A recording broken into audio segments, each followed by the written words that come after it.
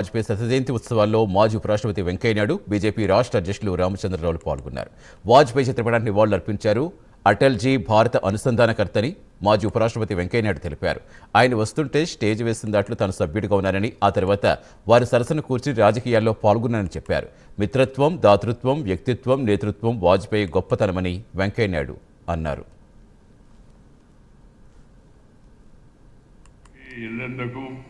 అలాగే మిగతా ప్రాంతాలకు కూడా తరచుగా వస్తూ ఉండేవాడిని. విద్యార్థి పరిషత్ హయాంలో కూడా వచ్చేవాడిని. ఆ తర్వాత బీజేపీలో కూడా వచ్చేవాడిని. వచ్చినప్పుడు కార్యక్రమాలు నన్ను ఇక్కడ పార్టీ అంత బలంగా లేకపోయినా కార్యక్రమాలు చాలా చక్కగా జరిగేవి.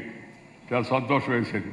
ఇప్పుడు మళ్ళా మన ఈ మధ్య నాకు దుద్దుకూరు వెంకటేశ్వర గారు, ప్రభాకర్ రెడ్డి గారు, అలాగే సిఆర్ గారి మిత్రులందరూ వచ్చి మీరు వాజ్పేయి గారి అటల్జీకి అక్షర నీరాజన అనే పుస్తకాన్ని ఆవిష్కరించాలి, మీరు ఖమ్మానికి రావాలని కోరితే నేను తప్పనిసరిగా వస్తానని చెప్పాను.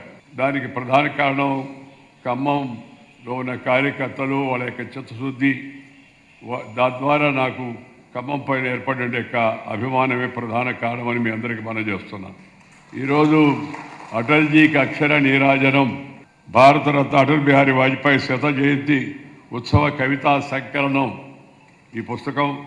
అలాగే మరొకటి సామాజిక సమరసతా వేదిక యొక్క ఆధ్వర్యంలో విముక్త సంచార జాతుల అభివృద్ధి మండలి తెలంగాణలో ఉండే ఈ విముక్త జాతులు ఏవైతున్నాయో వాటి గురించి సంక్షిప్తంగా వారి నేపథ్యము, వృత్తము, సమాచారం అంతా కూడా మనకు అందించేట